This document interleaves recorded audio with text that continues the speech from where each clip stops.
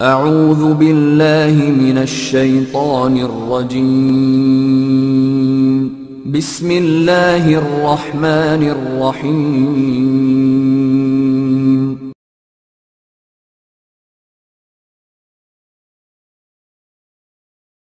نحمده نصلی علی رسولہ الکریم اما بعد فاعوذ باللہ السمیع العلیم من الشیطان الرجیم بسم اللہ الرحمن الرحیم رب اشرح لی صدری ویسر لی امری واحلل عقدۃ من لسانی یفقہوا قولی۔ آج کا ہمارا موضوع قیامت مسیح ہے اور اس کا یہ دوسرا سیشن ہے۔ اس سے پہلے ہم یہ بات ثابت کر چکے ہیں کہ المسیح کی حفاظت کا ذمہ خدا تعالیٰ نے اپنے ذمہ لیا تھا اور فرشتوں کو یہ حکم دیا تھا کہ المسیح کی اس کی تمام راہوں میں حفاظت کی جائے۔ آج ہم کچھ اور پہلوؤں پر نظر کریں گے کہ کیا یسوع کی مصلوبیت کی جو کہانی بائبل مقدس ہمیں سناتی ہے اس میں کچھ حقیقت ہے یا وہ محض ایک افسانہ ہے۔ جب بائبل مقدس کا مطالعہ کرتے ہیں تو ہم دیکھتے ہیں کہ یسوع پر جب مقدمہ چلایا گیا یا جب یسوع کو گرفتار کیا گیا تو تہیہ کا دن تھا۔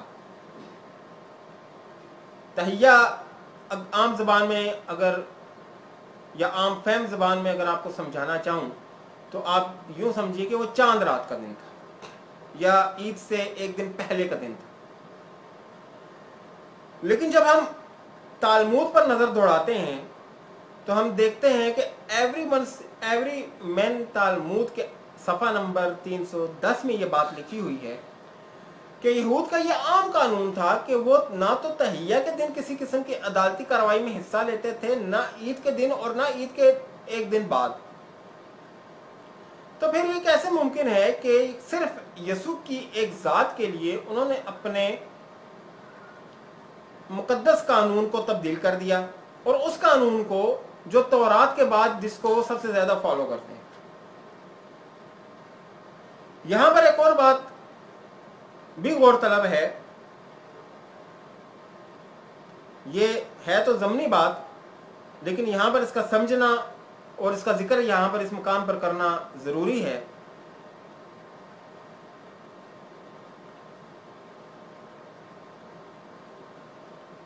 بائبل مقدس میں کئی مقامات پر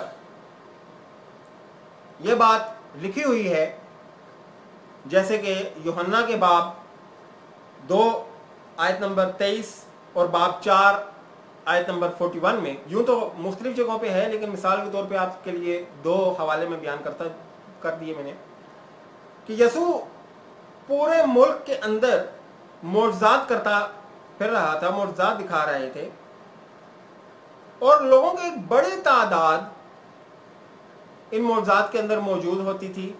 کبھی 4000 کا فگر بتایا بائبل نے ہمیں، کبھی 5000 کا فگر بتایا۔ تو بائبل کے اندر ان جو حوالے میں نے دیے، یوحنا کا باب 2 آیت 23 اور باب 4 آیت 41 کا، اس میں لکھا ہے کہ ان معجزات کو دیکھ کر بہت سے لوگوں نے یسوع پر ایمان لے آئے، بہت سے لوگ یسوع پر ایمان لائے۔ اور پھر یہ بھی لکھا ہے کہ سامریوں کا پورا ایک گاؤں یسوع پر ایمان لے آیا تھا۔ اب ہم تاریخ عالم جب دیکھتے ہیں تو بہت کم تعداد نے بھی ایک بہت بڑے لشکر کو شکست دی ہے۔ مثال کے طور پر غزوہ بدر میں کفار کی تعداد 1000 تھی جبکہ مسلمانوں کی تعداد 313 تھی اور ان 313 نے 1000 کے لشکر کو شکست دی۔ تو یہ کیسے ممکن تھا کہ اتنی بڑی تعداد شہر کے شہر جو یسوع پر ایمان لا چکے تھے، اور اگر ہم 4000 اور 5000 کی فگر کو ایڈ کریں تو یہ 9000 بنتے ہیں۔ اتنا بڑا لشکر اور اتنی بڑی تعداد اپنے مریدین کی ہونے کے باوجود یہ کیسے ممکن تھا کہ اتنے بڑے ایک اجتماع کے لیڈر کو، یہ اتنے بڑے مجمع کے لیڈر کو راتوں رات گرفتار کیا جاتا، اس پہ مقدمہ چلایا جاتا، پھر اس کو سرعام لوگوں کے سامنے ذلیل کیا جاتا اور اس کو پورے بازار کے چکر لگوائے جاتے اور پھر اس کو سولی چڑھا دیا جاتا. کیا ایسا ممکن ہے؟ تاریخ عالم میں تو لوگ اپنے لیڈروں کے لیے جان تک دے دیتے ہیں. تو یہ کیسے ممکن تھا کہ اتنی بڑی تعداد جو یسوع پر ایمان لا چکی تھی وہ خاموش تماشائی بنے دیکھ رہے تھے؟ ایسے میں تو بغاوت کا بہت بڑا خطرہ موجود تھا.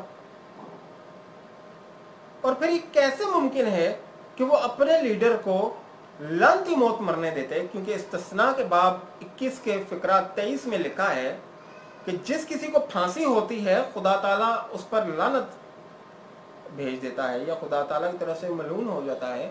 تو یہود یا یہودی جو لوگ ایمان لائے تھے وہ یہودی ہی تھے، وہ اپنے اس کانٹیکسٹ کو یا اپنے اس ٹیکسٹ کو جانتے تھے. تو اتنی بڑی تعداد جو ایمان لا چکی تھی، کیسے ممکن تھا کہ وہ یسوع علیہ السلام کو ایک لعنتی موت مرنے دیتی یا اتنی اذیت سہنے دیتی یا ان کے ساتھ ایسا سلوک ہونے دیتی؟ یہ عقل سے بات پرے ہے اور یہ ناممکن سی بات لگتی ہے. پھر جو شخص ان کے مردوں تک کو زندہ کر رہا تھا، ان کو شفایاب کر رہا تھا، کیا وہ ایسی ہستی کو مصلوب ہونے دیتے؟ پھر مزید جب ہم دیکھتے ہیں تو ہماری نظر مطالعاتی اشاعت جو کہ پاکستان بائبل سوسائٹی کی طرف سے ہی شائع شدہ ہے، یہ بائبل کی ایک طرح سے آپ تفسیر سمجھ لیجئے کہ صفحہ نمبر 1975 پر یہ بات لکھی ہے کہ جب یسوع کے خلاف مقدمہ چلایا جا رہا تھا، جب یسوع کو سزا سنائی جا رہی تھی تو لوگ فسا کے برے ذبح کر رہے تھے. اب لوگوں کی غیر دلچسپی کا عالم دیکھیے کہ وہ جس کو پھانسی دلوانا چاہتے ہیں یا جس کو سزا دلوانا چاہتے ہیں اس کے مقدمے کی سنوائی کو چھوڑ کر وہ اپنے قربانی کے بکرے ذبح کر رہے تھے.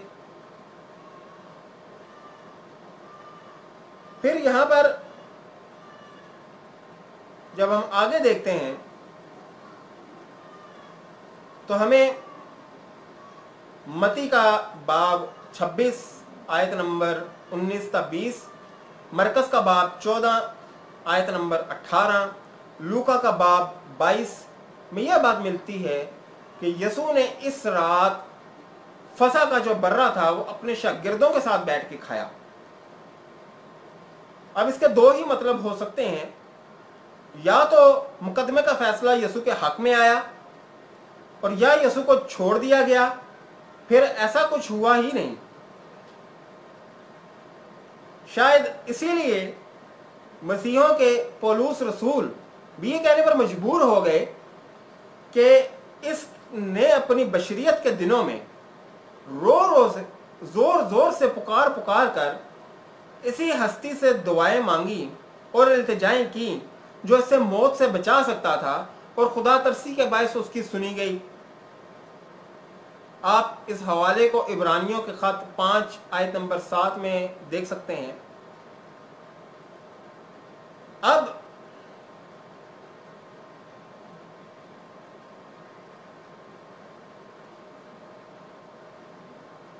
خدا یسوع علیہ السلام کو دشمن کے ہاتھ سے، یا تو یہ ممکن تھا کہ خدا یسوع علیہ السلام کو دشمن سے بچا لیا. یہاں بچانے کا مقصد جو یسوع علیہ پولس نے فرمایا کہ ان کی سنی گئی خدا ترسی کے باعث، اس کا مطلب یہ تھا کہ سننے کا مطلب یہ تھا کہ خدا تعالیٰ نے ان کو زندہ ہی آسمان پہ اٹھا لیا اور دشمن کے ہاتھ میں نہیں جانے دیا اور نہ ان کو ذلیل و خوار ہونے دیا. یہ تو ممکن ہی نہیں کہ خدا تعالیٰ کسی کو کہے کہ میں تجھے بچا لوں گا اور پھر اس کو سزائے موت چڑھ جائے اور وہ پھانسی چڑھ جائے. تو بچانا ایسے تھوڑی ہوتا ہے. بچانا تو ہوتا ہے کہ گرین چٹ دلوا دی، کلین چٹ دلوا دی اور وہ بندہ اپنے دشمنوں سے دور چلا گیا. اپنے گرد و نواح کا، اپنے دوستوں کا، اپنے عزیز و رفقا کا، اپنے رشتہ داروں کا خیال رکھیے گا. آپ سے اجازت چاہوں گا. وآخر دعوانا الحمدللہ رب العالمین برحمتک یا ارحم الراحمین. السلام علیکم ورحمۃ اللہ وبرکاتہ.